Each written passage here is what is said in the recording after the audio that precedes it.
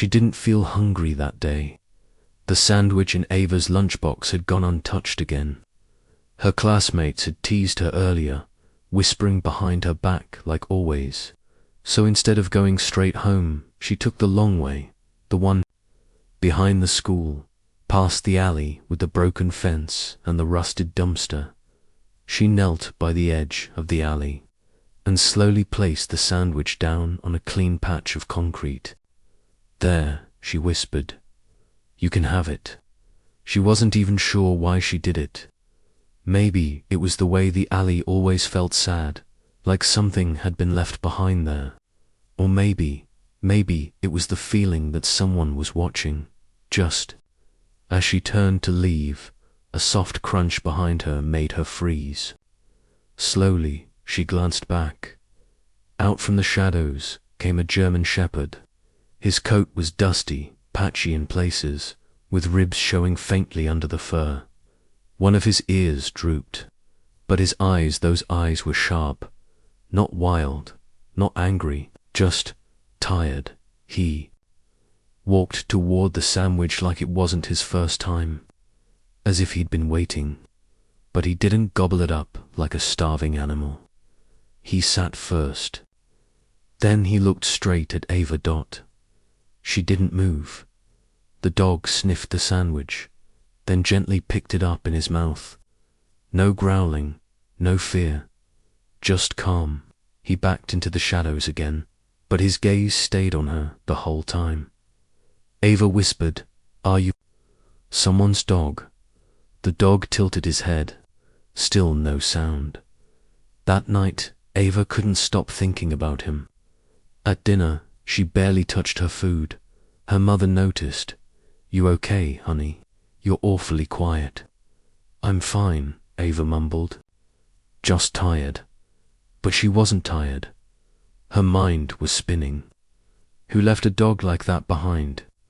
Why did he look at her like he remembered something? The next day, she brought 2 sandwiches. She didn't tell anyone. She just waited until school ended, then took the same path, heart pounding. When she reached the dumpster, she placed 1 sandwich on the ground like before and waited. Minutes passed. Nothing, she sighed. Maybe I imagined him. But then movement, a shuffle, a breath. The German shepherd stepped out from between 2 trash bins. Still calm, still watching. Ava smiled, just barely. "Hi again," she said softly. This time, she didn't back away. She stayed where she was as the dog approached the sandwich. He didn't rush. He sat, looked at her, then ate. "You're really polite, you know that," she said. "You don't even bark." The dog's ears perked slightly, like he understood. Over the next week, it became a routine. School, walk, sandwich, silence, and each time he came a little closer. Never enough to touch, but enough to make her feel seen. One afternoon, it rained hard. Still, Ava went. Her shoes squished through puddles as she hurried to the alley, clutching a sandwich inside a plastic bag. The air smelled like wet trash, and thunder rumbled in the distance. She stood by the dumpster and called softly, "I brought it. You don't have to come out if you're scared." No sound, just rained at. She waited anyway, and then his face peeked. Around a bin, he was soaked. Mud clung to his legs. But he came. Ava held out the sandwich. This time, he walked within 3 feet of her. Her hand trembled. The dog paused, then gently took the sandwich from her fingers. Not a bite on her, just warmth from his breath. Ava blinked away sudden tears. "Why are you out here? Who left you?" He stared at her. There was something behind those eyes. Not just hunger, memory, pain. "You need a name," she whispered. "I can't keep calling you dog." She thought for a second, then said, "Rex. You look like a Rex." The dog didn't react. But he didn't walk away either. That night, Ava sat on her bed, brushing her fingers across the window pane. Her sketchbook lay open beside her. On the page, she'd drawn Rex sitting in the rain. She didn't know what it was about him, but every time he looked at her, she felt less invisible. The next morning, she snuck some chicken into her backpack. As she zipped it shut, her mum called out from the kitchen, "Ava, what's with all the food disappearing?" "I'm just hungrier lately," Ava said quickly. Her mum peeked around the corner. "You sure everything's okay at school?" Ava nodded. "Yeah, but it wasn't okay. Not really." The girls at school whispered when she walked by. She sat alone at lunch. No one noticed her drawings. No one cared that she didn't talk much. No one except a dog with tired eyes. When school ended, she raced to the alley. She almost ran, scared he might not come back, but Rex was already there, waiting. Ava slowed down, breathing hard. "You waited." The dog stood, took a few steps forward. This time, when she sat down on the ground, he came closer. Close enough that his wet nose brushed her knee. She held out the chicken. "You're not just some stray, are you? You belonged to someone." Rex took the food gently, then sat beside her. Quiet, present. Ava whispered, "I don't know why, but I feel like you're guarding something. Or someone." The dog looked down the alley, then back at her. Something about his stillness sent a chill up her spine. Like he wasn't just watching her, he was waiting for something else, or someone. And for the first time, Ava asked herself a question she couldn't stop thinking about. What happened to Rex before she found him? The next day, Ava arrived 5 minutes early, but Rex was already there. He sat across the alley, behind a pile of broken crates, half in shadow. His ears twitched when he saw her, but he didn't move. Just stared. Ava held up the sandwich bag. "You beat me here." She walked to the usual spot, crouched down, and placed the food carefully on the ground. This time, it wasn't just a sandwich. She'd added pieces of cooked chicken from dinner. Her hands trembled as she unwrapped it. Rex didn't budge. "I know you don't trust me yet," she said softly, "but I'm not going to hurt you." She stood up, backed away like always, and waited. After a long pause, Rex stepped forward. Not fast, not slow, like he'd done this 100 times before. He sniffed the food, took it gently, then returned to his shadowy post to eat. That's how it started. Every day after school, Ava would come, rain or shine. Sometimes she brought leftover meat, sometimes peanut butter sandwiches. Rex never rushed her, never barked, just watched, like he was waiting for something more than food. One day, Ava tried something new. She sat down, right there, on the cold ground, about 10 feet away from where Rex stood. She unwrapped the sandwich slowly. "I brought turkey today. I heard dogs like turkey." Rex didn't move. Ava smiled faintly. "You always show up before me now, like you're watching over this place." Still no sound from Rex. Just those steady, knowing eyes. That's when Ava started talking more, not expecting answers, just needing to be heard. "My mum still thinks I eat lunch at school, but I give it to you." She looked at her shoes. "They wouldn't sit with me anyway. I don't really fit in." Her voice cracked a little. She wasn't sure why she said it. Maybe because Rex didn't judge her. Maybe because he just listened. "You're not just some street dog," she whispered. "I can tell. You walk like you belonged somewhere." Rex tilted his head. Ava glanced around, lowering her voice like someone might hear. Did you lose someone? Rex looked away. Slowly, he lowered his head to the ground. Her breath caught. It was the first time he'd ever reacted like that. She whispered, "You remember someone, don't you?" Rex didn't look up. Ava leaned forward slightly. "Is that why you're always here? Are you waiting for them to come back?" A gust of wind swept through the alley, scattering bits of paper and leaves. Rex stayed still. Then, quietly, he stood and walked back into the deeper shadows. The sandwich still untouched beside him. Ava didn't follow. The next day, he was there again. She found him waiting under a crooked streetlight just outside the alley. His eyes locked on her the moment she turned the corner. "Hey boy," she said gently. "I didn't forget about you." She placed the sandwich down but didn't back away this time. She sat cross-legged, pulling her jacket tighter. You miss them?" Rex stood still. I think someone hurt you," she said. "I can see it when you flinch sometimes." Her voice softened. "But I won't hurt you, I promise." Rex stepped closer, 2 feet closer than before. Ava didn't move. "You're not scared of me anymore, are you?" she whispered. Rex blinked slowly. Then he lay down right where he was, not touching the food, just watching her. Ava smiled, tears stinging the corner of her eyes. "I wish I could take you home, but I can't. My mum would freak out." She pulled her knees to her chest. "Still, I think this is home for you, isn't it? This alley."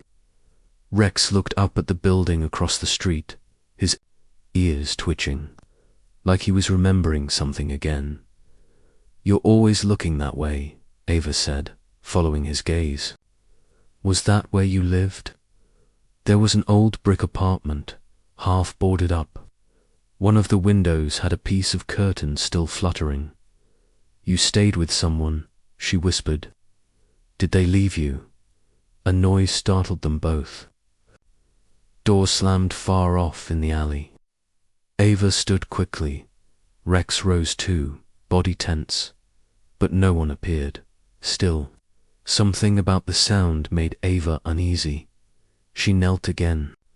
"I have to go, but I'll come back tomorrow, I promise." Rex gave a single soft bark. It was the first sound she'd heard from him. Her eyes widened. "Was that for me?" Rex stepped forward. Just one step, then he sat. The next 3 days were the same. Ava came. Rex waited. Each time, he came a little closer.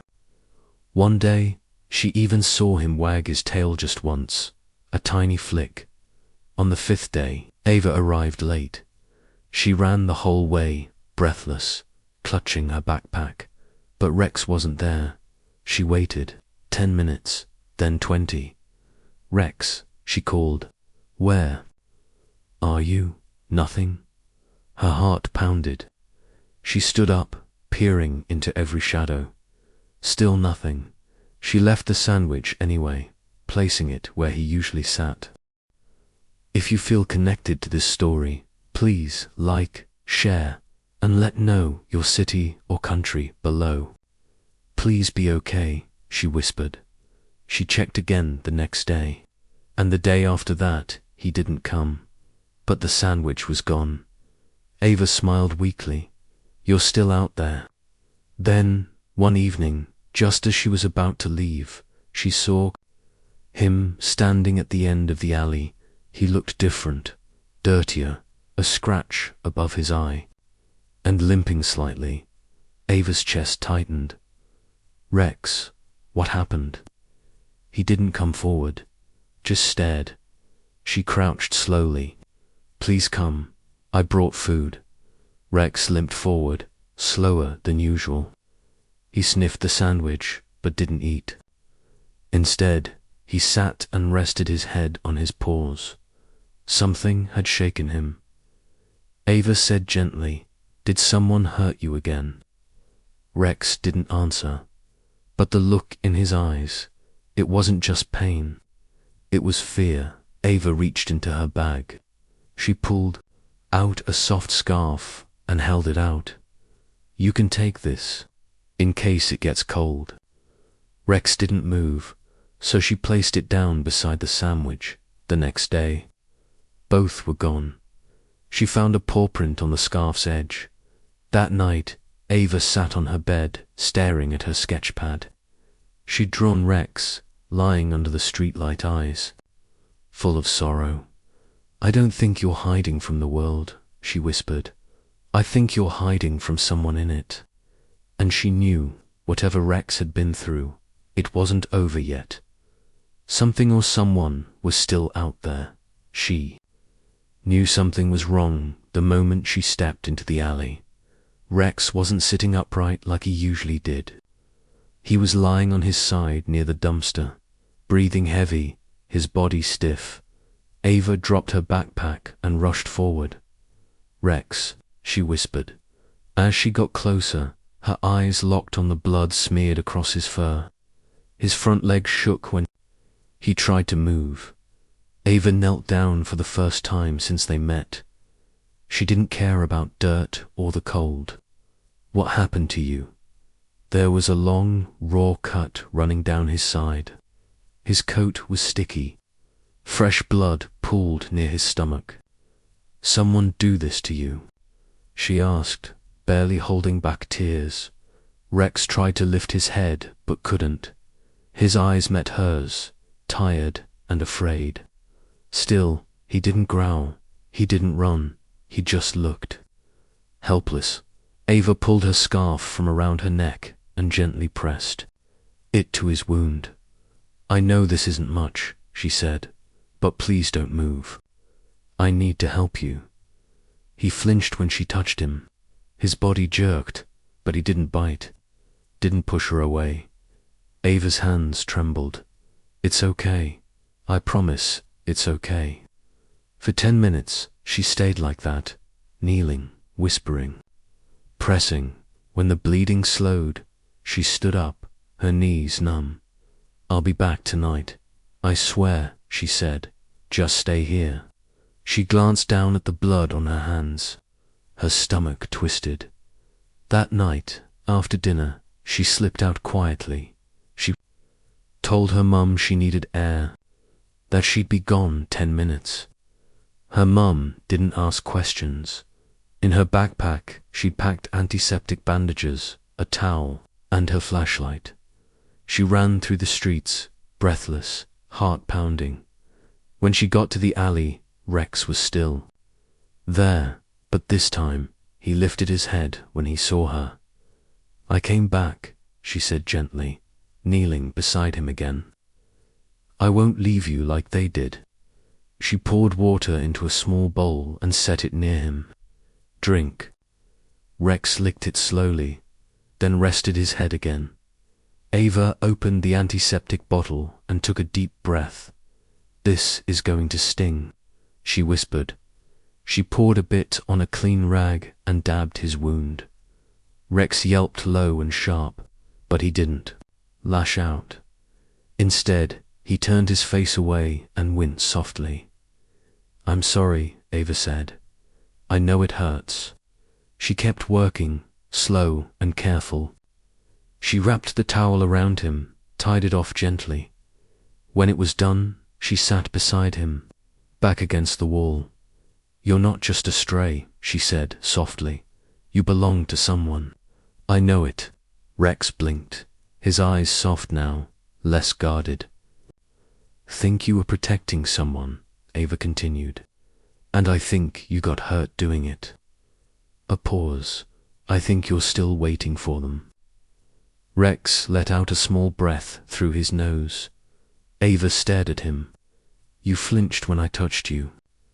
Not because you're scared of me, but because you've been hurt before.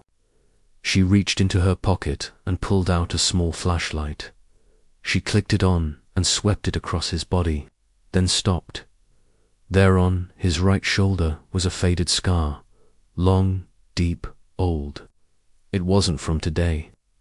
It had been there for months, Ava whispered, "Someone's done this before." She sat in silence for a long while. The only sound was Rex's slow breathing. Then she spoke again. "I lied to my mum to come here." She laughed softly. She'd freak if she knew I was cleaning wounds in a back alley. She pulled her hoodie tighter. "But I don't care. You needed help." Rex raised his head just enough to press his nose to her knee. It was the first time he touched her. Ava froze, then whispered, "You trust me now, don't you?" His eyes closed for a second, a moment of peace. "I can't take you home," she said. "Not yet, but I'll be here every night until you're okay." She glanced at the time. It was almost 9. I should go. As she stood, Rex tried to get up too, but his legs gave out. He whimpered and lay back down. Ava knelt one last time, resting a hand gently on his head. "Stay here, please." She picked up her things and turned toward the street, but her chest ached as she walked away. She hated leaving him like that. Back home, she scrubbed the blood from her hands in the bathroom sink. Her mum called from the living room. "You were gone a while." "I needed air," Ava replied. Her voice shook. "You okay?" Her mum asked. Ava nodded. "Yeah, just cold." She returned to her room and sat by the window, looking out at the stars. Somewhere out there, Rex was curled up in the dark, hurting, alone. She whispered to herself, "Not anymore." And tomorrow, she'd bring him more than food. She'd bring hope. Ava came back the next evening, just like she promised. Her backpack was heavy with bandages, more antiseptic, and a piece of chicken wrapped in foil. She didn't want to take any chances with Rex's wound reopening. When she stepped into the alley, she found him sitting upright this time. His bandage was still wrapped around him, but blood had soaked through part of it. He looked up at her, ears low but alert. "Here," she whispered. "Told you I would be." She crouched beside him, careful not to touch the wound too hard. Rex stayed still as she peeled back the cloth and checked the cut. "It's not bleeding as bad. That's good." Rex let out a low huff, like he understood. She cleaned the area again, then pulled out the fresh wrap.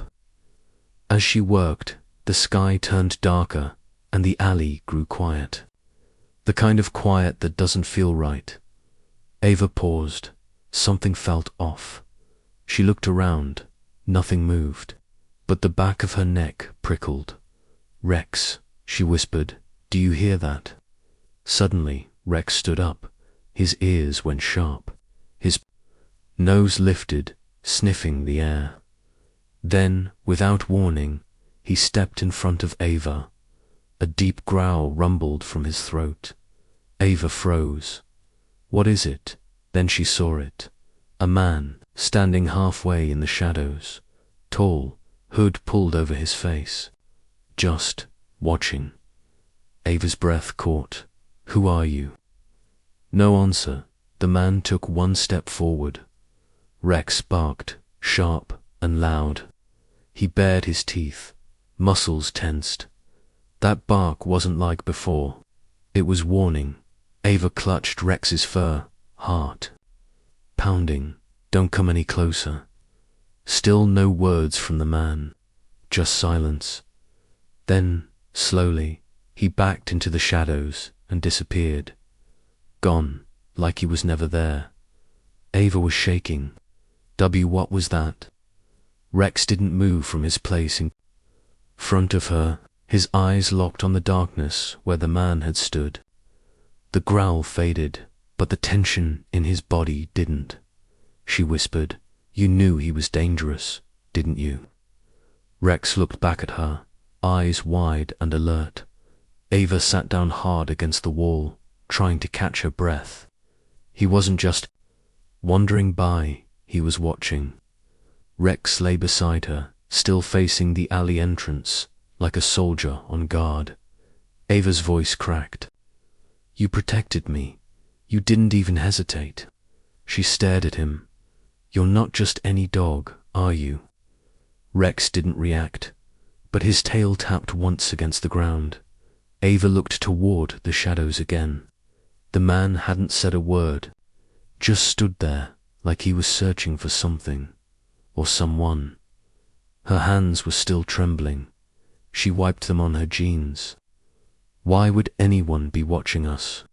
She turned to Rex. "Are they looking for you?" Rex blinked, then looked away. That silence was louder than a bark. Ava stood up and dusted off her knees. "We're not safe here." She paced the alley, thinking fast. "What if he comes back? I can't leave you here." Rex watched her, calm, now, but still alert. She turned back to him. "You trust me now, don't you? Enough to follow." Rex stood slowly. Ava took a deep breath. "Then come with me, just for the night." She started walking down the alley, glancing back. Rex hesitated for a second, then followed. Her heart raced with every step. She couldn't take him home. Her mum would never allow it. But maybe just for tonight, he could hide in the old shed behind her apartment. They reached it after 10 minutes. Ava unlocked the rickety door and stepped inside. The air was musty. Boxes lined the walls, and a thin blanket was crumpled in the corner. "It's not much," she said, "but it's safe." Rex sniffed the floor, walked in a slow circle, then curled up in the corner. Ava knelt beside him. "You'll be okay here. I'll bring you food in the morning." She touched his head gently. "You scared that man off like a hero." Rex didn't move. Ava stood up, about to leave, but hesitated. "What if he wasn't here for me?" she whispered. "What if he was here for you?" She closed the shed door and walked back into the night, her thoughts racing. At dinner, her mum noticed her silence. "You looked pale," she said. "Did something happen at school?" Ava shook her head. "No, just tired." Later, in her room, Ava couldn't sleep. She kept replaying the moment. That man standing in the alley, how he didn't speak, how Rex reacted. It wasn't just fear. It was memory, recognition. She sat up suddenly. What if Rex knew him? The idea made her stomach twist. If that man had hurt Rex before, what if he'd come back to finish it? The next morning, Ava woke early. She grabbed fresh bandages, food, and the soft blanket from her bed, stuffing them all into her bag. When she reached the shed, she knocked gently. "Rex." No answer. She opened the door slowly. Rex was there, awake, sitting up. His ears perked the moment he saw her. She smiled. "You stayed." She placed the food down, then walked over with the blanket. "You deserve more than this," she whispered. "You deserve a real home." Rex rested his head against her knee, just for a moment, and Ava knew. Something big had happened in Rex's past. Something dark, and it wasn't finished yet. She didn't sleep much. Ava kept hearing that man's footsteps in her dreams, his shadow, his silence, the way Rex had growled without hesitation. It haunted her. By sunrise, she was already out the door. Backpack slung over her shoulder, heart pounding faster with every step toward the alley. But when she got there, Rex wasn't. She froze. No wagging tail, no soft bark, just silence. Her eyes darted to the corner where he always waited. Empty. Rex. She called, barely above a whisper. Still nothing. Panic tightened her chest. She took a shaky step forward, heart racing. That's when she saw it. Boot prints. Deep, fresh, pressed into the wet mud near the dumpster. Ava knelt down. The prints were large, definitely a man's. They hadn't been there yesterday. Someone came here last night, she murmured. She stood quickly, looking around. Rex, please, where are you? No sound, no movement. Then a noise, a soft scrape, a shuffle behind the bins. Ava spun around. Rex. From behind the stacked trash cans, he appeared slowly, ears back, body low, legs shaking. Ava gasped.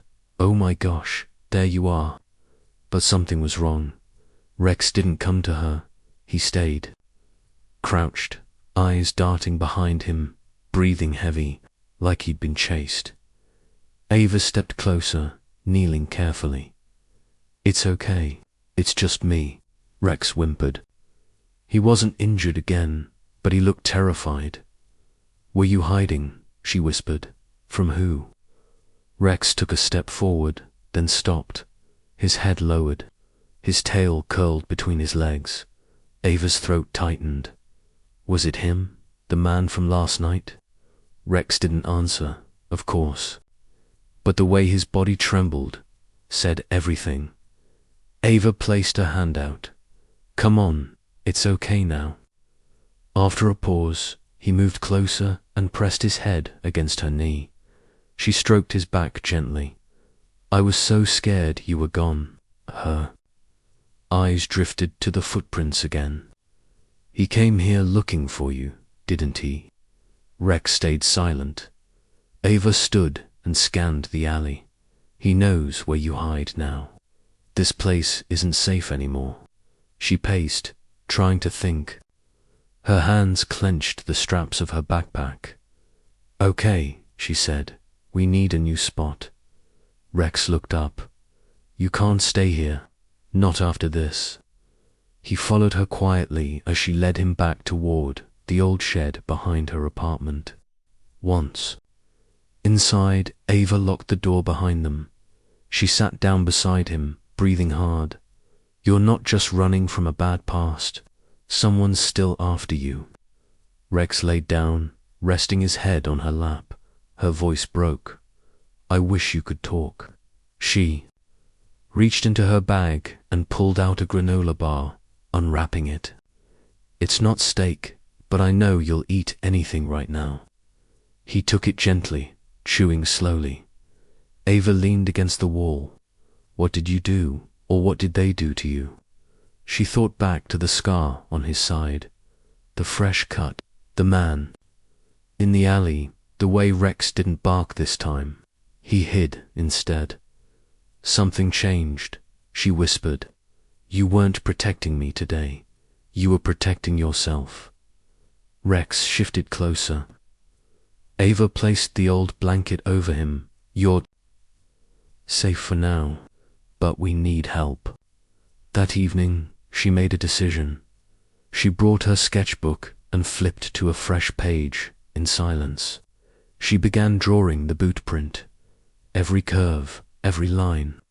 Then she sketched the man from memory, the shape of his hood, the way he stood, number, face just darkness. She stared at it for a long time. Later, at dinner, her mum asked, You've been quiet again. Is something going on? Ava hesitated. Can I ask something weird? Her mum smiled. Go ahead. What would you do if someone bad was chasing a dog? Her mum blinked.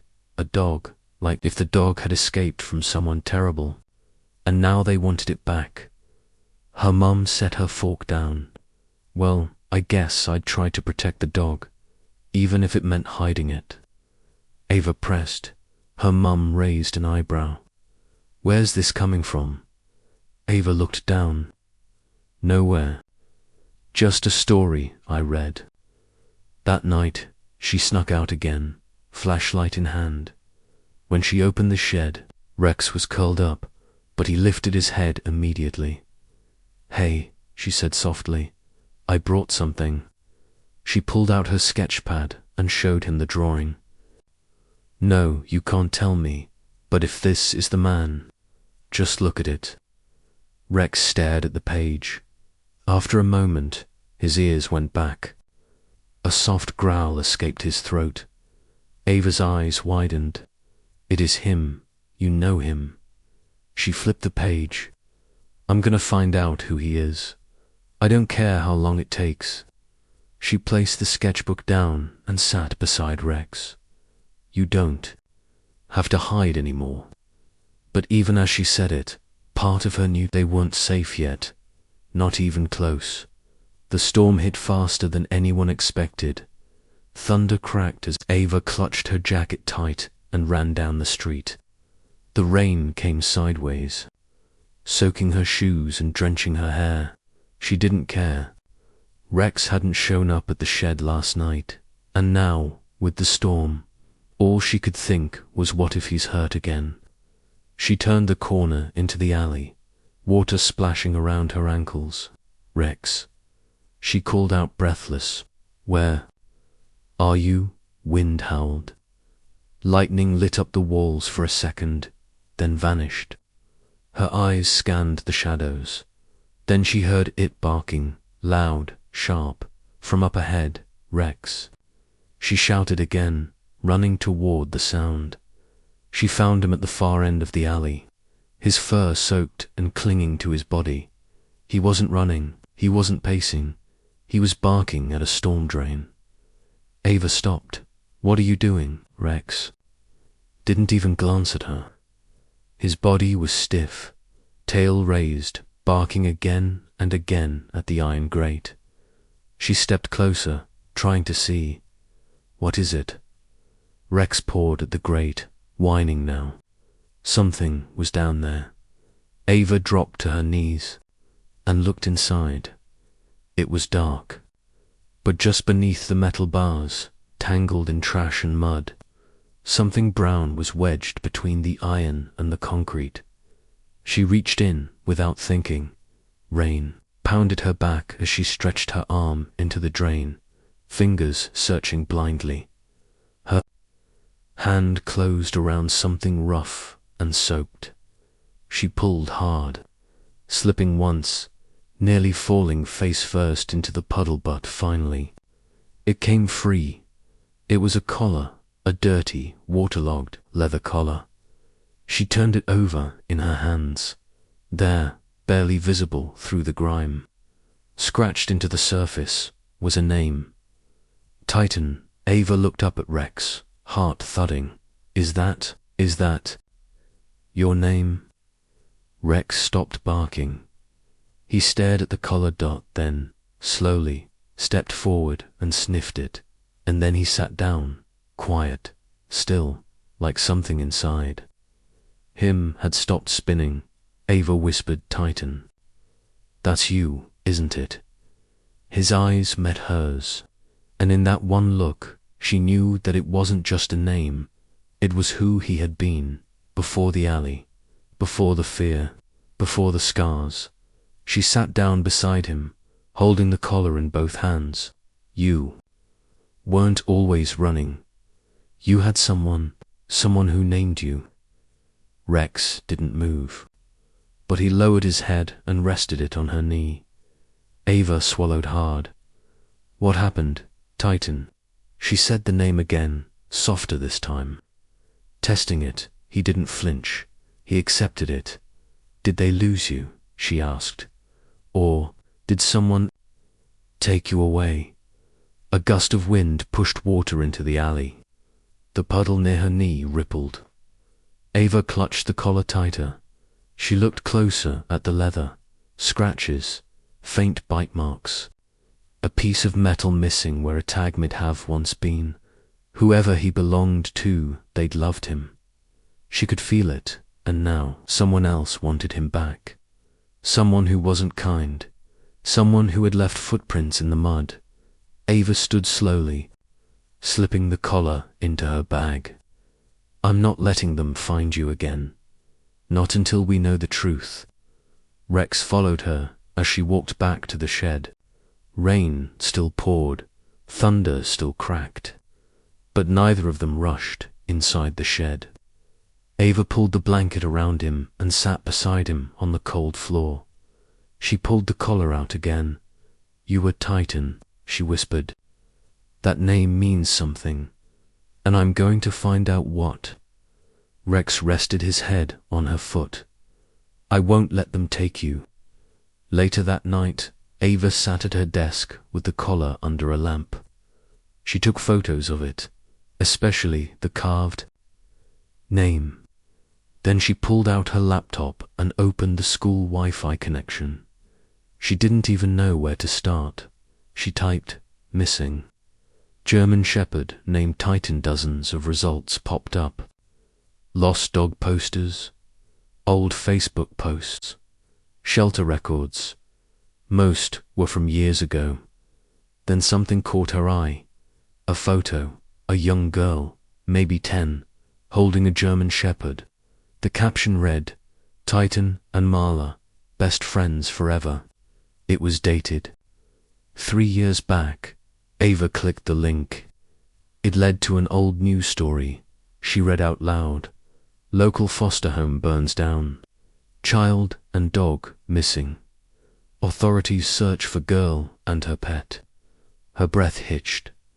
She looked at the photo again. It was him, the same eyes, the same build, a little younger. His fur cleaner, fuller, but it was him, Titan. She whispered, "You belonged to her." Rex, no. Titan watched her from the floor. "Her name was Marla," Ava said softly. "You didn't just get lost. You were running with her." She stared at the photo. "Where is she now?" She turned the laptop toward Titan. "She's the one you're still looking for, isn't she?" The dog didn't move, but he blinked slowly, then looked away. It was enough. Ava leaned back in her chair, her hands shaking. Titan wasn't just a stray. He was the missing piece of a story no one finished. And now, with that collar in her hands, Ava was about to open a door others had kept shut. Ava sat at the breakfast table, pushing scrambled eggs around her plate. Her mum glanced at the clock. "You're going to be late." Ava forced a nod. "Yeah, I'll leave soon." But she had no plans to go to school today.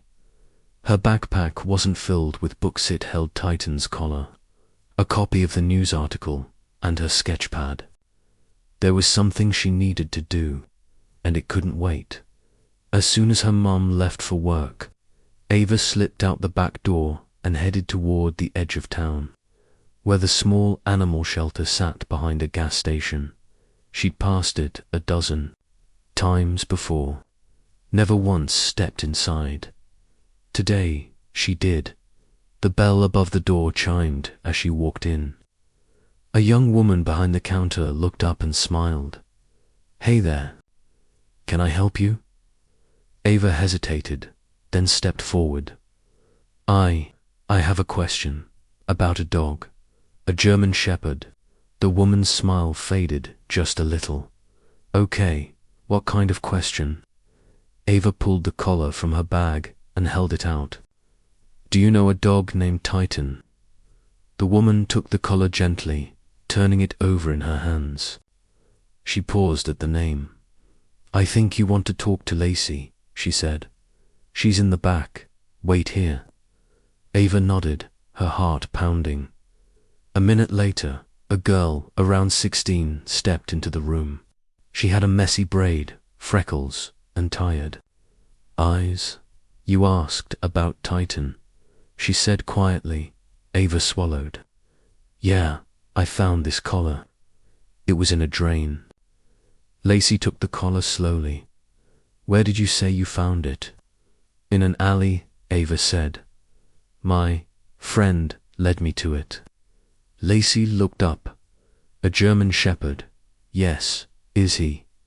Lacey's voice shook. "Is he okay?" Ava nodded. "Mostly, he's scared, but he's strong."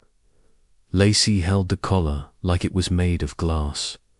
"We had a Titan here 3 years ago." Ava's breath caught. "What happened to him?" Lacey looked away. There was a fire at the Foster home. The girl he was with, Marla, she ran back inside. Ava stepped closer. Did she make it out? No one knows, Lacey whispered. They never found her, just ashes, and Titan disappeared too. But he didn't die, Ava said. He's alive. Lacey blinked fast. You're sure it's him? Ava pulled out her sketchbook and opened to a page. I drew him. Lacey stared. Her hand flew to her mouth. That's him, Ava nodded. He's been hiding, scared. I didn't know his name until I found the collar. Lacey sat down slowly. He was everything to Marla. They came here. Together, same foster house. She barely spoke to anyone, but she never left his side. Ava asked what happened the night of the fire. Lacey's voice was low. There were rumors that someone in the house was hurting kids. Marla tried to tell someone, but nobody listened. A few days later, the fire started. Was it an accident? Lacey hesitated. I don't think so. I think someone wanted silence. Ava stared at her, and Titan just vanished. Yeah, like he disappeared into smoke. Ava whispered, he didn't run, he was waiting. Lacey looked at her. For Marla, yes, Ava said. He's been hiding in the same alley, like he never gave up. Lacey held the collar tighter. He loved her. Ava sat beside her. I think he still does. Lacey looked at Ava with tears in her eyes. Do you think she's alive? I don't know, Ava said. But if she is, she needs to know Titan never stopped waiting. The room fell quiet. Then Lacey said, I kept something from that night. She disappeared into the back and returned with a small box. She opened it, pulling out a photo. Marla and Titan sitting in the grass. Marla was smiling. Titan's tongue hung out, happy. Ava stared at it. Can I show this to him? Lacey nodded. Take it. If there's any chance she's alive, he'll remember her. Ava carefully placed the photo in her backpack. As she left the shelter, the clouds began to clear.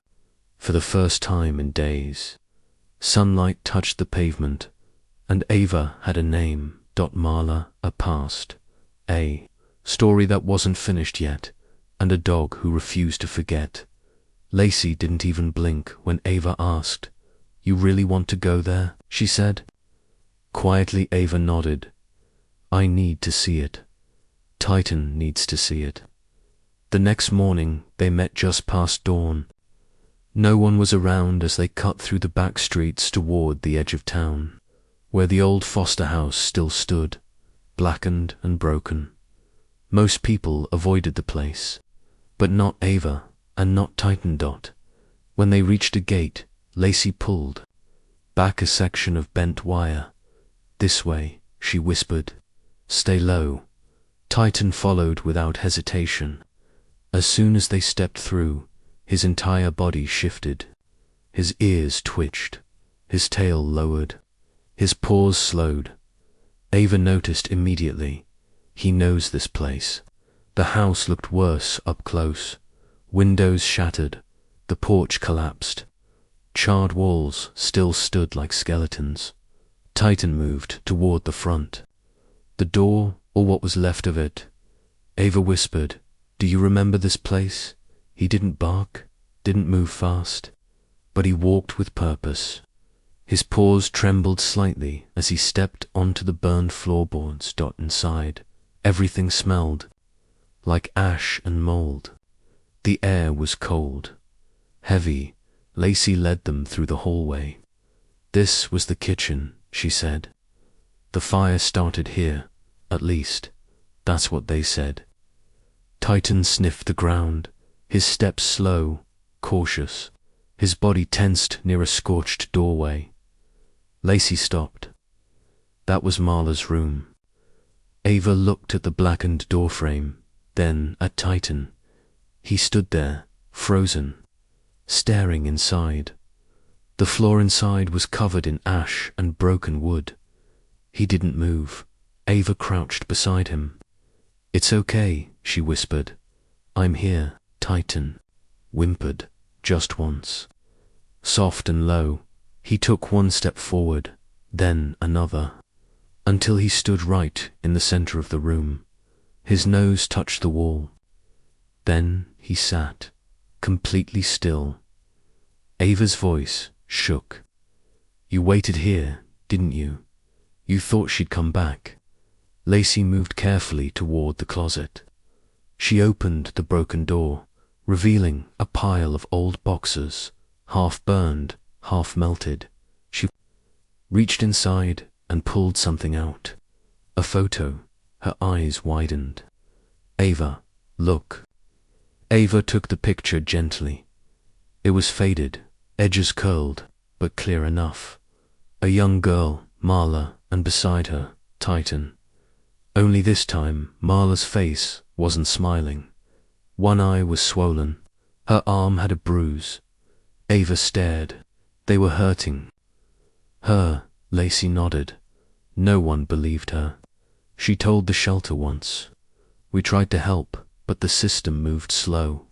Ava whispered, "That fire wasn't an accident." Titan growled suddenly, not loud, but deep. He stepped back from the wall and barked once toward the hallway. Ava turned quickly. "What is it?" Footsteps. Someone was outside. Lacey grabbed Ava's arm. "We have to go." Now they hurried down the hallway. Titan stayed close, his body between them and the noise at the back of the house. They found an old exit door half hanging off its hinges. They slipped out just as a car door slammed. In the distance, Lacey pulled the fence aside again. "Go." Once they were safely away, they stopped to breathe. Ava clutched the photo in her hand. Lacey stared at it. That man, whoever he was, he didn't want this coming out. Ava looked at Titan.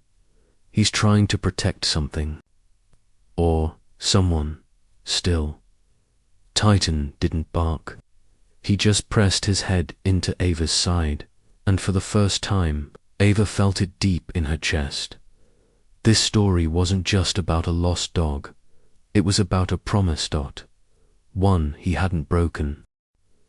They didn't talk much on the way back from the burned house. Ava held the photo tightly in her hand, her mind spinning. Titan walked beside her, calm now, but his eyes kept flicking behind them like he was still listening for footsteps. They reached the old shed and stepped inside. The air was damp and quiet. Lacey sat down on a wooden crate, wiping ash from her jacket. "There's more I haven't told you." Ava looked up. "About Marla." Lacey nodded. "She came into the shelter once, alone. She had a bruise on her neck. I asked what happened. Ava's voice was low. "And she told you." "She said someone at the foster home hurt her. A man. One of the caretakers." Titan froze. Lacey continued. "I wanted to report it, but the manager said we needed proof. Said the foster system had already done their checks. They didn't want trouble."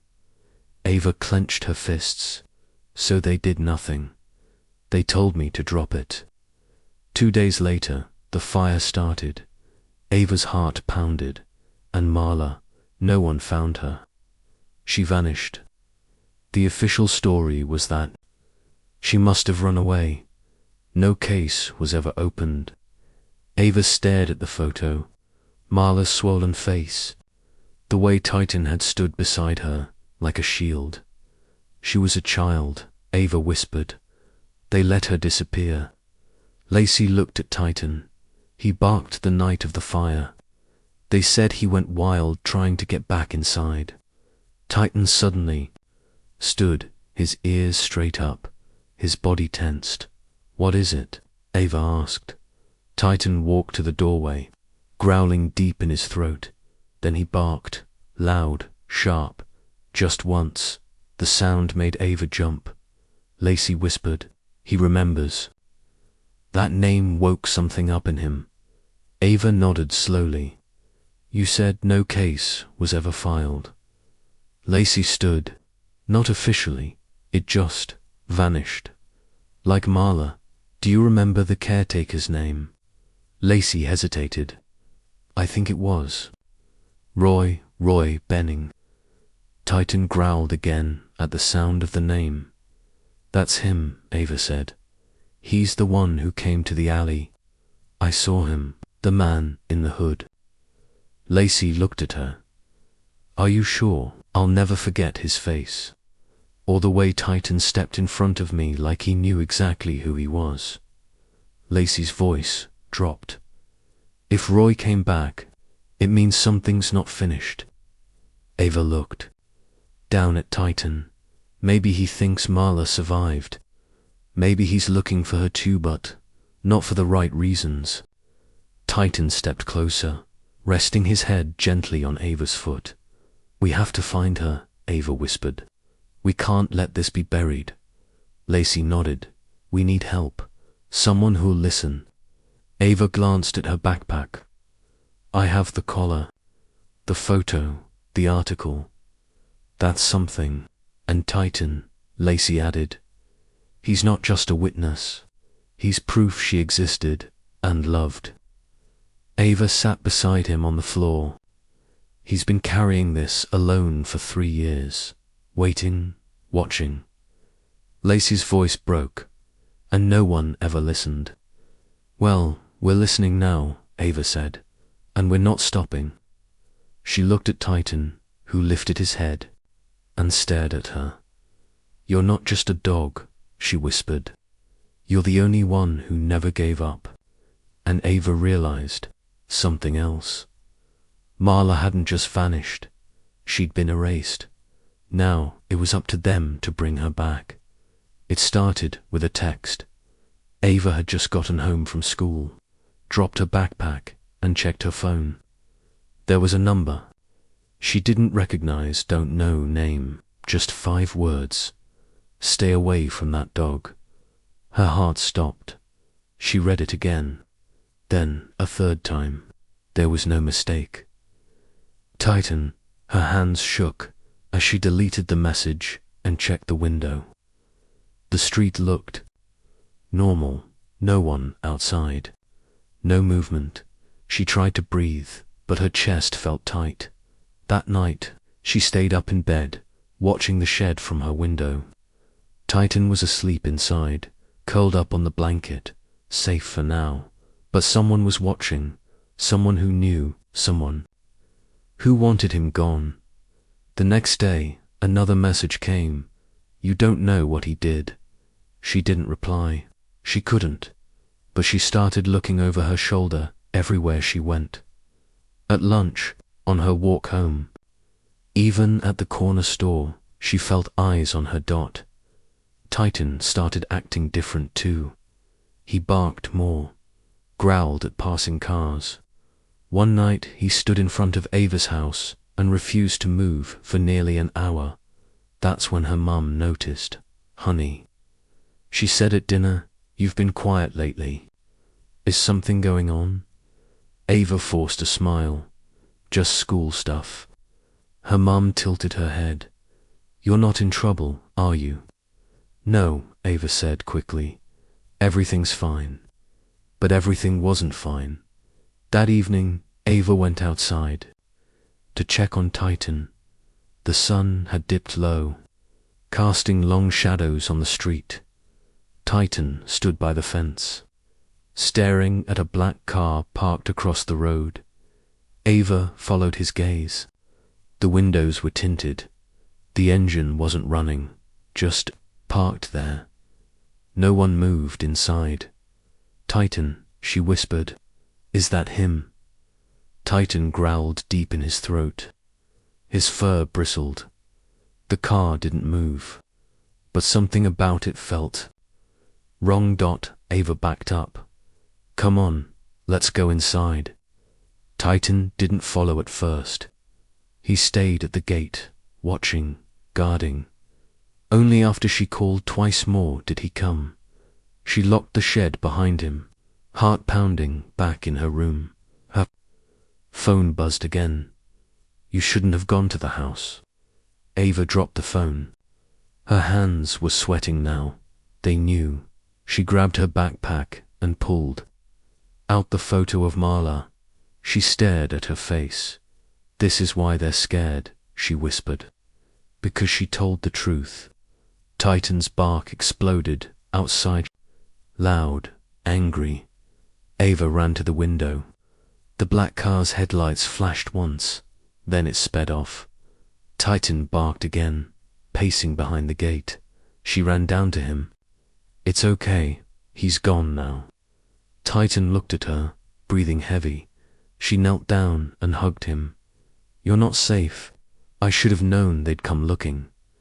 That night, Ava couldn't sleep. Her mum knocked on her door around midnight. You're still awake? She asked. Ava quickly slid her phone under the pillow. Yeah, just reading. Her mum frowned. Are you sure everything's okay, sweetheart? You've been off. Ava paused. I'm fine, just tired. Her mum stared a moment longer, then nodded.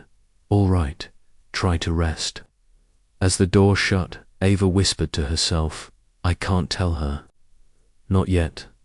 The next morning, there were no texts, no parked cars. But Ava didn't feel any safer. She walked with Titan behind the apartments, avoiding the road. She carried the collar and the photo with her, like proof. I think they're trying to scare us, she told him, but it won't work. Titan stayed close, closer than ever. Every sound made him turn. Every car made his ears twitch. They were being watched. She was sure of it. By the third day, her mum noticed again. You haven't eaten much, she said over breakfast. You're barely talking. Do I need to call someone? No. Mum, Ava said quickly. I'm just stressed. Her mum leaned forward. Is it about a boy? Ava almost laughed. Almost no, it's not that. Her mum sighed. Whatever. It is, you can talk to me. Ava forced a smile. I know I'm okay. But she wasn't okay. She was scared and angry and determined. That afternoon, she opened her phone and texted Lacey. He's watching us. I got more messages. Lacey replied instantly, we need help. This is bigger than we thought. Ava typed slowly. We have the collar, the photo, your memory. What if that's enough? There was a pause. Then we take it to someone who will listen. Ava looked down at Titan, who sat beside her. On the porch, eyes fixed on the street. I won't let them take you, she whispered. Not after everything. He didn't bark, but he leaned against her, and she knew he understood. This wasn't just a fight to stay hidden anymore. It was a fight for truth, and it had only just begun. It was just past 4 p.m. when Ava saw him again. She had just stepped out of the corner store with a loaf of bread in one hand and Titan's leash in the other. The sky was cloudy. The street felt too quiet. Titan stopped first. His ears perked. His body went stiff. Ava followed his gaze and her blood ran cold. There, across the street, by the old payphone, stood the man. The same man from the alley. He was watching her. This time, he wasn't hiding. He wore a black jacket, hood pulled low. One hand was in his pocket. The other held something small. Ava stared. It was a lighter. He flicked it once. A spark. Then again, the flame popped up. Titan growled low, teeth bared. Ava's voice trembled. It's him. The man didn't move. didn't speak. He flicked the lighter again. Titan lunged. The leash jerked hard in Ava's hands. She lost her grip for a second. Titan, no. He bolted across the street, barking louder than ever before. Ava ran after him, screaming, "Stop, please." The man turned and fled, down the alley, fast. But something slipped from his pocket. As he ran, Titan chased him to the end of the block before Ava caught up and clipped the leash back on. Her hands shook. "Are you okay?" She panted. Titan snarled once toward the corner, then finally backed down. Ava looked at the ground where the man had been. There it was, a photo. She picked it up carefully. The edges were burned. Ash clung to the corners. It was old, faded, but she recognized the eyes. Marla. Ava single quotes as heart stopped.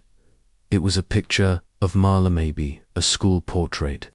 Her name was scribbled on the back in blue ink, and someone had tried to destroy it. She held it to her chest, stunned. Why would he carry this? Titan winced softly, his tail low. Did he hurt her? Ava whispered. Did he come back to finish what he started? She knelt beside him. You knew the second you saw him again. Titan pressed his head into her shoulder. They walked home in silence. Ava's thoughts spun the whole way.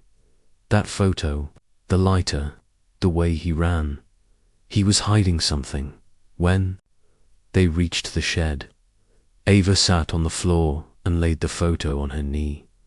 Lacey needed to see this. She took a picture of it and texted it to her. Within seconds, Lacey replied, "That's her, that's Marla." Ava called her. He dropped it. That man, he was watching me again. Lacey's voice was tight. You saw him. He had a lighter. He ran when Titan chased him. Lacey said, that means he still thinks someone's watching. He's scared. Ava looked at Titan. Then we keep watching. That night, her mum knocked on her door. You've been pacing, she said. What's going on? Ava didn't answer right away. Her mum stepped in. You're not in trouble, are you? Ava bit her lip. I don't think I can keep lying to you. Her mum sat beside her. Tell me. Ava took a deep breath. There's this dog. His name's Titan. He belonged to a girl named Marla. And I think she was hurt. I think the man who did it is still out there. Her mum's eyes widened. What? I didn't mean to find him, Ava said. He found me. Her mum whispered, where is he now? Ava opened the back door. Titan walked in, calm, quiet. Her mum stepped back. He's big, he's gentle, Ava said. He's been through more than most people ever will. Her mum crouched, down, high, Titan. He tilted his head, then sat. Ava held up the burned photo. This is who he's looking for. Her mum stared. She's just a kid. She vanished, Ava whispered. But Titan never stopped waiting. Her mum looked at her for a long moment, then said, okay, we do this the right way. No more hiding. Ava exhaled in relief. The photo lay between them, damaged, but still here, just like Titan, still standing, still remembering, still protecting. Titan wouldn't stop pacing. He sniffed around the shed door, ears flicking, tail low, then looked at Ava and gave a sharp bark. Not a scared bark, a come-with-me bark. Ava stood quickly. What is it? Titan barked again and took off toward the gate. Ava grabbed her jacket and called Lacey. Meet me at the burned house. Titan's leading us somewhere. Lacey didn't ask questions. On my way. Ava followed Titan down the back roads and through the gap in the old fence. The house loomed ahead, still charred and broken. But Titan didn't slow. He cut behind the back porch and into the trees. Ava jogged after him. Where are you going? He led them into a small clearing. There, beside a twisted oak tree, he stopped. Titan sniffed the ground, then started digging fast. Dirt flew behind him as his front paws tore into the earth by the time Lacey arrived. He was panting, paws muddy, eyes locked on the spot. Lacey stepped beside Ava. What's he doing? I don't know, Ava whispered, but he remembers something. Titan growled low, then dug faster. Suddenly, his claws hit something solid. Thud. Ava dropped to her knees and helped clear the dirt. It was a box, old, wooden, rusted hinges. Lacey stared as that. Ava looked at Titan. You knew this was here. With shaky hands, she lifted the lid. Inside were papers, a notebook, envelopes, a tape recorder, a bundle of drawings. Lacey reached in carefully. These are Marla's journals. Ava opened one. The handwriting was small, neat but filled with fear. They don't believe me, but he comes into my room at night. Titan growled once. I think he knows. I told the lady at the shelter. She said I was imagining it. I'm not. Lacey's hands trembled. These are dated 2 days before the fire. Ava unfolded one of the drawings. It showed a girl, arms crossed over bruises, eyes blackened with pencil shading. Another showed Titan standing between the girl and a man's silhouette. Ava whispered. She was trying to leave a record, just in case no one listened. Lacey pulled out the last item, an old tape recorder wrapped in cloth. She pressed play. The tape crackled. Then a voice. Marlis, if you're hearing this, it means I didn't make it. Or maybe I did and had to disappear. I don't know. But Roy hurt us. Me and the others.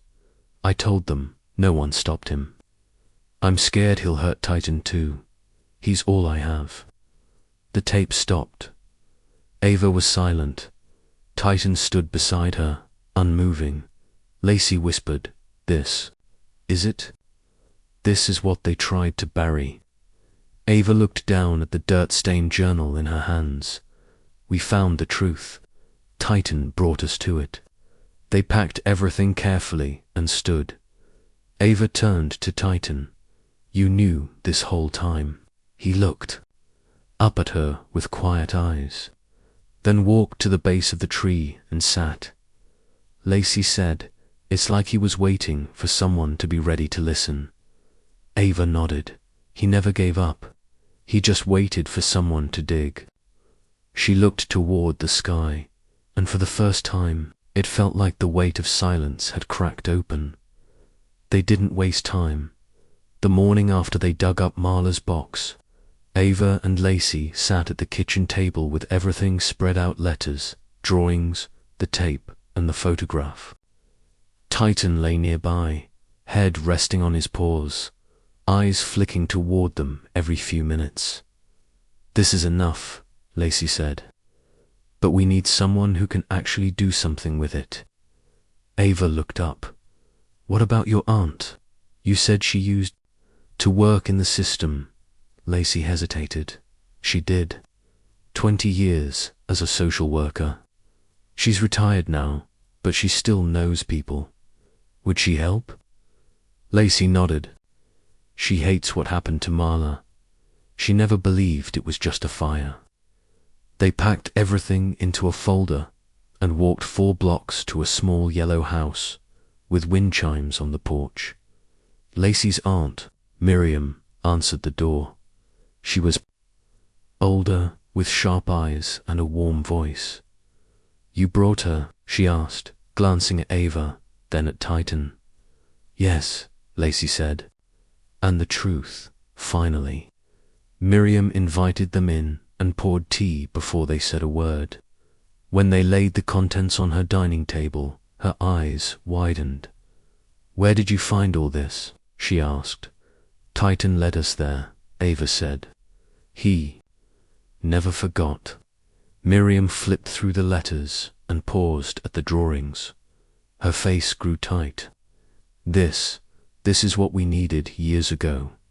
She picked up the tape recorder. May I? Ava nodded. The room went still as Marla's voice played. When it ended, Miriam sat back slowly. I remember her. She came across my desk once. Quiet girl, wouldn't make eye contact. We suspected something, but couldn't prove it. Ava asked, can you find her now? Miriam reached for her old laptop. Let's see. They watched as she typed for nearly 20 minutes, cross-referencing files, accessing old case logs. At one point, she paused. I remember this. Marla Jensen, after the fire, no body was found. Case marked unresolved, but wait. She clicked again. Her brow furrowed. There's a match. Ava leaned forward. She's alive. She was relocated, given a new name. Quiet adoption through a protection order. Lacey whispered she survived. Miriam nodded slowly. Yes, she's in a foster family in Missouri now. She's 16. Goes by the name Mara James. Ava's heart raced. Does she?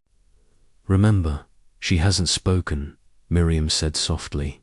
Not once. 3 years. No talking.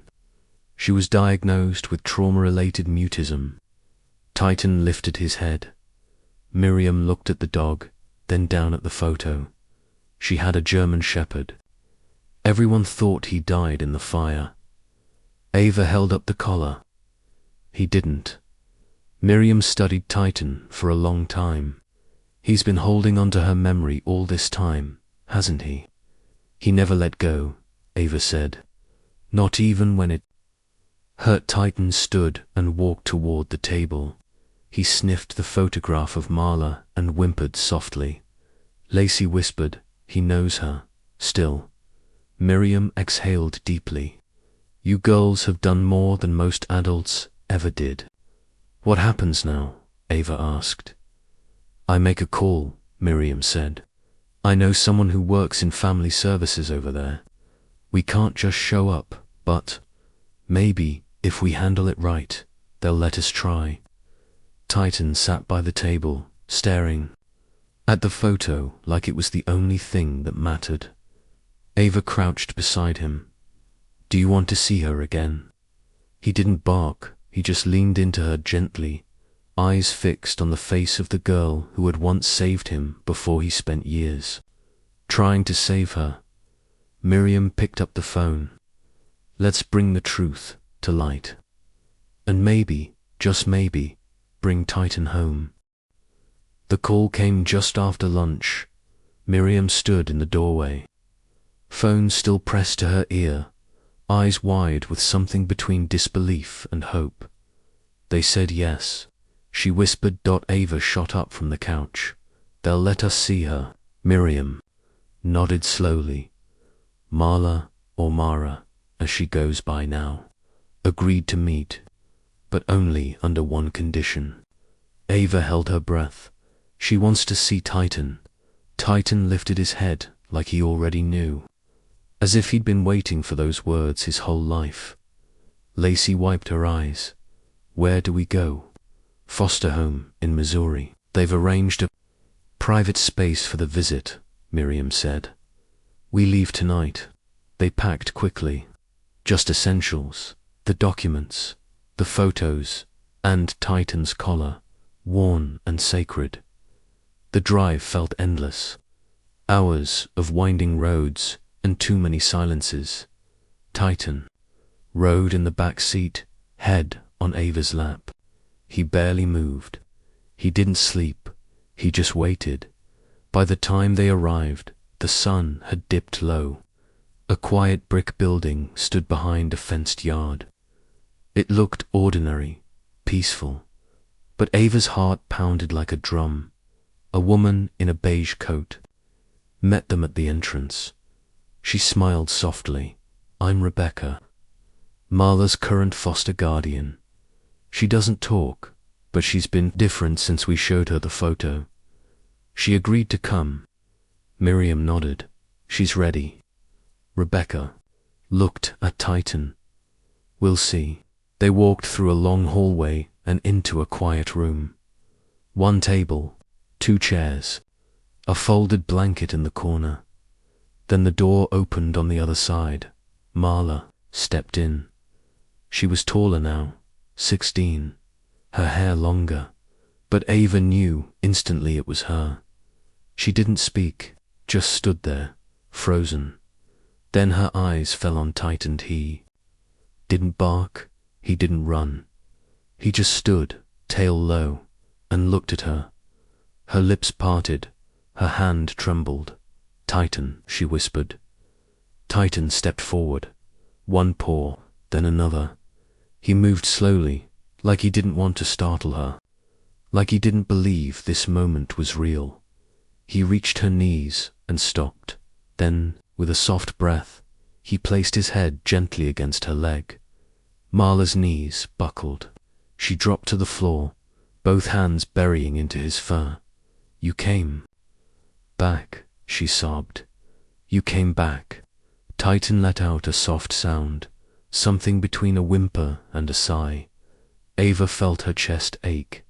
Lacey wiped her eyes. He never forgot. Marla held Titan like she never wanted to let go. I thought you were gone, she whispered, voice cracking. I thought he took you away. Titan licked her hand. She cried harder. Miriam stepped back. Let them have. This moment, Ava nodded. Her own tears wouldn't stop.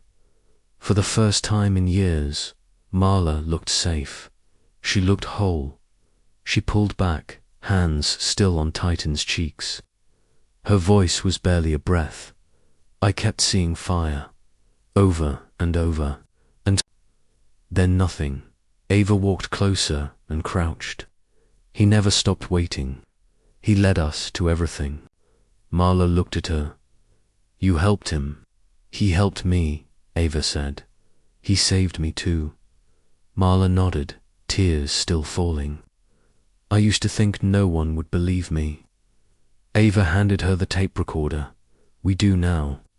Marla stared at it, then reached for Titan's collar. Her fingers brushed the leather. He wore this when we ran. Titan pressed his head into her shoulder again.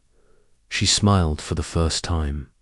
It wasn't wide, but it was real. No one said a word for a long time.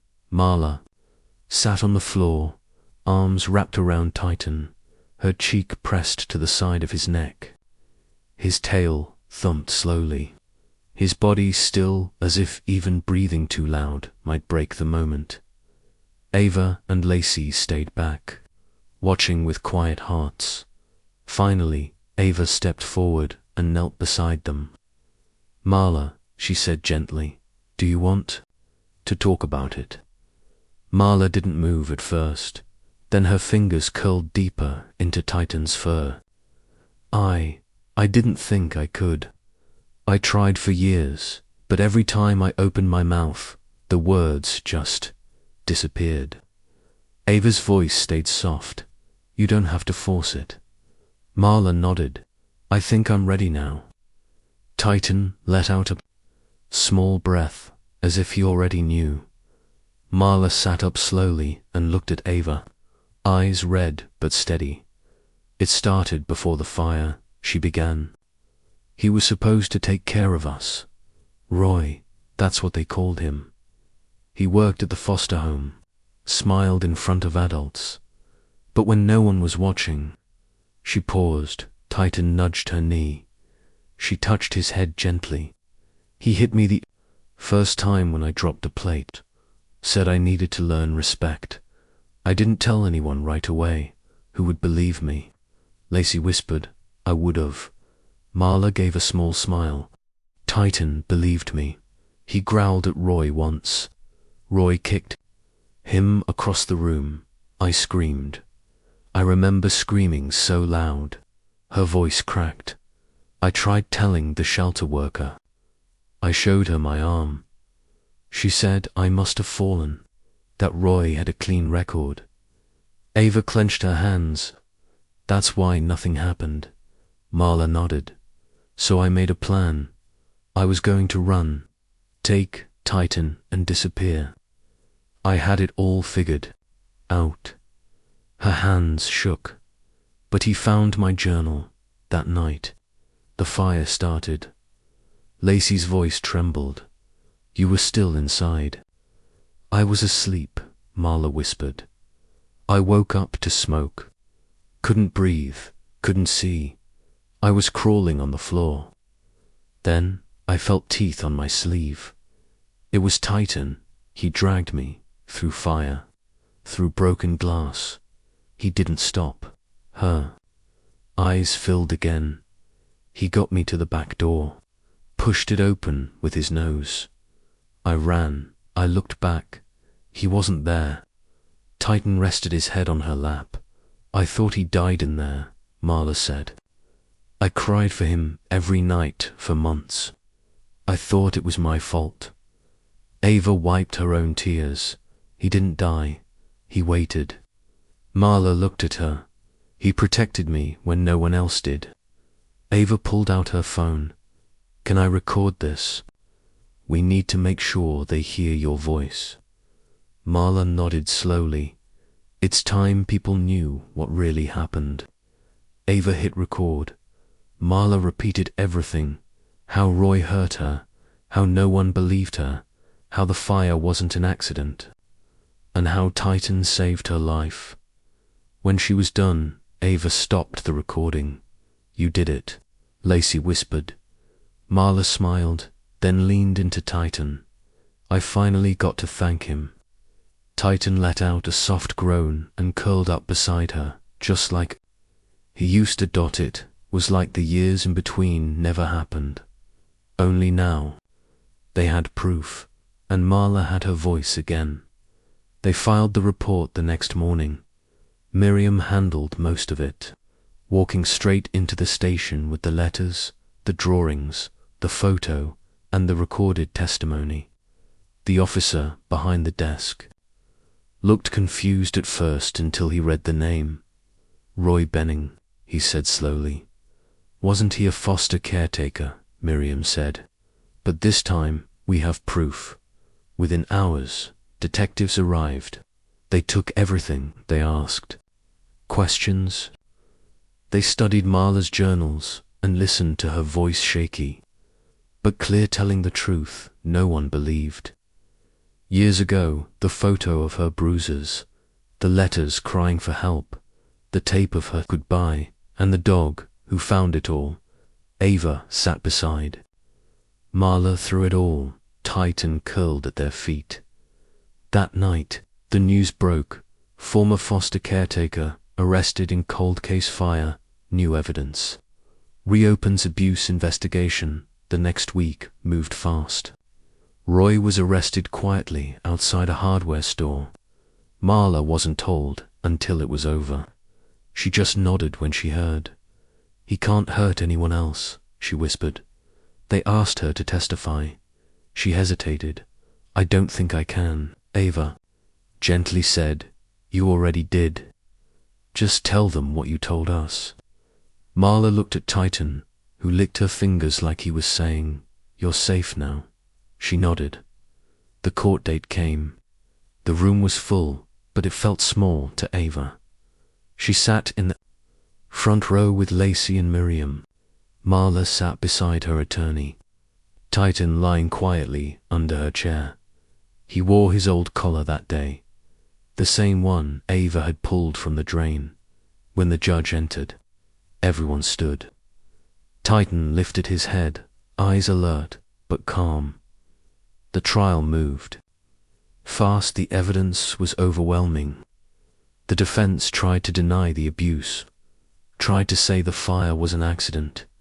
Then they called Marla to the stand. She stood slowly, tightened her grip on Titan's leash, walked past the man who once hurt her. Roy didn't even look at her. She sat, adjusted the microphone, and said her name. The courtroom fell still. I was 11 when I entered the foster system, she began. I met Titan. His name was Rex for a while, but he was mine. He protected me. She paused, then continued. I told someone what was happening in the house. I tried to speak up, and then the fire started. Her voice didn't shake. She looked directly at the jury. I wouldn't be here if it weren't for him, she said. Titan dragged me out when I couldn't move. He risked everything to save me.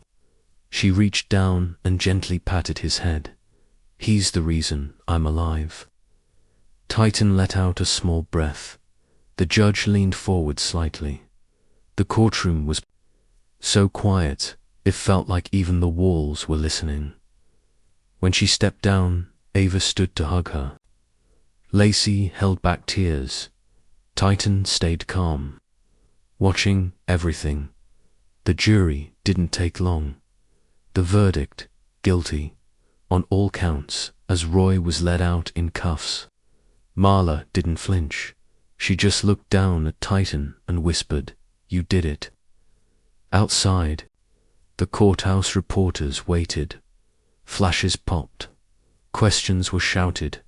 Ava shielded Marla as they walked out. But Titan didn't seem bothered. He stayed close, guiding her like always. One reporter called out, "Is it true the dog found the evidence?" Marla looked at Ava, who nodded. She turned to the cameras and said quietly, "Titan found everything. He never stopped trying." Then she smiled. Not for the cameras, for him. Titan, the name that was almost lost. Now spoken in court, written in court, written in headlines, remembered for what he truly was. A survivor, a protector, a hero. The ceremony wasn't huge. Just a small community hall with folding chairs, a few cameras, and a handful of people who finally knew the truth. But to Ava, it felt bigger than any courtroom. Titan sat at the front, a shiny new collar around his neck and a blue ribbon gently tied to it. He didn't seem to notice the attention. He just sat there, calm, tail lightly thumping against the floor. Ava stood off to the side, hands in her lap. Marla sat beside Titan, one hand on his back. Her eyes glistened, but she didn't cry. Not this time. A man in a police uniform stepped up to the podium. "We don't usually give medals to animals," he said. "But this one saved a life." Then stayed in the shadows, waiting for someone to listen. He looked at Titan, and someone finally did. People clapped as a silver medal was placed gently over Titan's head. The ribbon rested against his chest. Titan blinked up at Marla, then gave her hand a small lick. She smiled. "He doesn't even know he's a hero," she whispered. Lacey laughed softly. "That's what makes him one." Ava stepped forward, heart pounding, and crouched beside him. "You okay, buddy?" she asked. Titan looked at her, tail wagging once. She leaned in and whispered, "You didn't just save Marla, you saved me too." She looked at the people, the cameras, the Meadowland, then back at him. "When I found you, I was just a girl, walking past a dumpster. You didn't bark, you didn't chase, you just looked at me like I mattered." Her voice softened, and for the first time I felt seen. Titan rested his head on her shoulder. "You gave me a reason to come back each day. You made me brave when I wasn't. You showed me what loyalty means." She pulled back, her eyes wet. "You saved us both." The cameras flashed, but Ava didn't care. This moment wasn't for the news, it was for them. Later that afternoon, they walked out into the quiet sun. Marla, Ava, Lacey, and Titan. No reporters, no crowds, just the ones who had lived it. Marla touched the medal lightly. He waited all this time, 3 years, just to finish what he started. Ava nodded. He'd never moved on. Because deep down, he knew you weren't safe yet. Marla smiled down at him. I hope he knows he can rest now. Titan licked her hand again. Lacey grinned. He does. They sat on the steps outside the hall. Titan laid between them, eyes half closed, as if finally at peace. Ava looked at the collar, now clean and restored. The word Titan still faintly scratched into the leather. Rex was just a name he wore for a while, she said. But Titan, that's who he always was. Marla nodded, strong, loyal, unshakable. They sat in silence for a while, soaking in the moment. Not because of the medal, but because after everything, the fire, the lies, the silence, they were still here, together, because of him. The adoption papers came in the mail. 3 weeks after the court ruling, Marla stood in the living room, hands shaking as she opened the envelope. Ava sat on the couch, Lacey beside her, and Titan stretched across the floor like it was just another day. But it wasn't. Marla read the letter aloud. This confirms the legal transfer of ownership and permanent adoption of Titan into the care of Marla James. She looked down at him. You're mine again. Titan lifted his head and let out a soft woof, tail thumping once. Ava smiled. He already knew. Marla knelt, pulled him close, and whispered, This time, no one's taking you away.